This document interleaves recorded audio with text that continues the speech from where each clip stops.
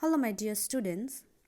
In today's class, we all will do the reading of the hot air balloon as we have completed the chapter. So, while I am reading the chapter, you will place your book in front of you, you will open it, and you will read with me. Okay, so let's start. The hot air balloon. Stephen and Joseph Montgolfier were paper manufacturers in France, but they had been interested in the concept of flying for many years. One night, Joseph was sitting in front of the fire when he noticed some small pieces of scorched paper floating up the chimney. "Look at that," he said to Stephen. "The force that is lifting that paper might be used to lift a light object too."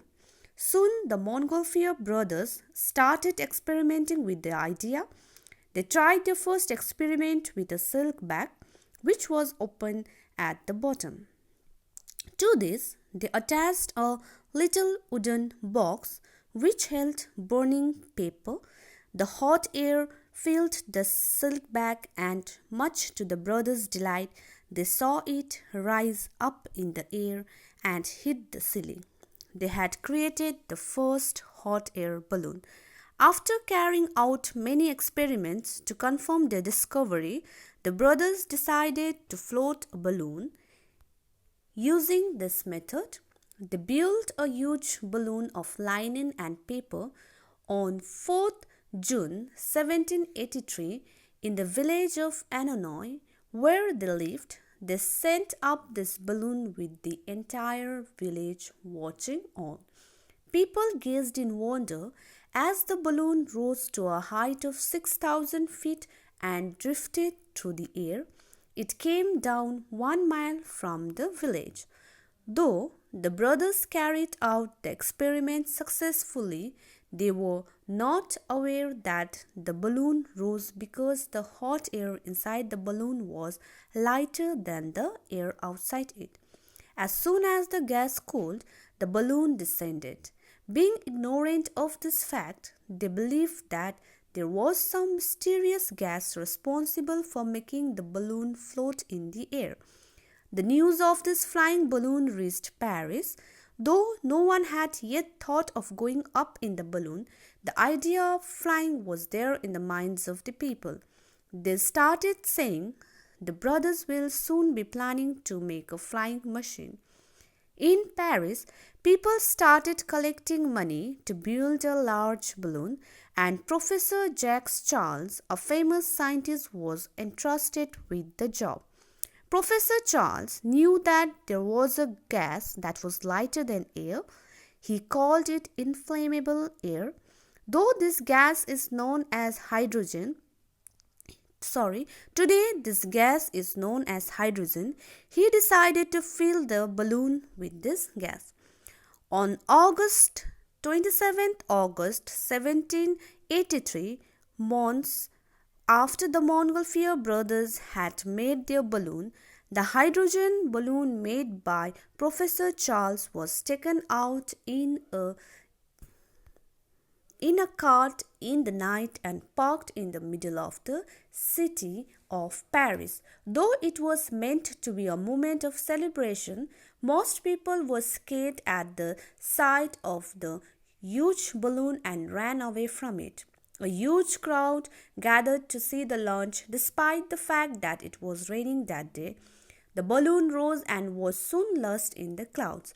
It traveled 15 miles before it descended near the village of Gonis. The people of this small village were caught unawares and were terrified of the huge balloon. The unpleasant smell of hydrogen convinced them that it was a monster, and they attacked it with knives and forks until it was flattened. Then they tied the remnant of the balloon to a horse's tail and sent the animal galloping across the countryside until the balloon was torn to shreds. A month later, the Montgolfier brothers decided to send up another hot air balloon, this time with animals in it. They tied a cage to the balloon, which had a rooster, a dog, and a sheep in it. King Louis witnessed this launch. The balloon came down after traveling 1.5 miles. The animals were then checked thoroughly and found to be safe and sound. Sometime later, the brothers announced that they were going to make a balloon for a man to fly in. Thinking that it would be a dangerous experiment to try out, the king announced only criminals will be allowed to go up. However, Pilater de Rosier, a young physics teacher, stepped up and said, it will be a great honor to be the first man to fly. I should like to go up in the balloon, Your Majesty. The king gave his permission, and Rosier climbed into a basket tied to the balloon.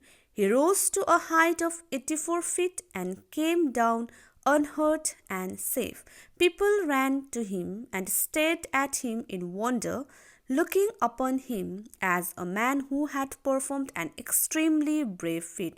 Thus, the world witnessed the first flying man. Today, both hot air and hydrogen balloons are flown for pleasure all over the world. So, this is the story which we have completed already. So, today your assignment is you will read the chapter, and the first para you will send me the voice note. Okay, you will read and send me the voice note of the first para. This is your assignment for today. So, this much for today's class. Thank you, children. Try to read it very nicely with correct pronunciation. Okay, that will help you in reading, and that will help you to improve your English language also. Okay, thank you, children. See you in the next class. Till then, stay safe, stay healthy.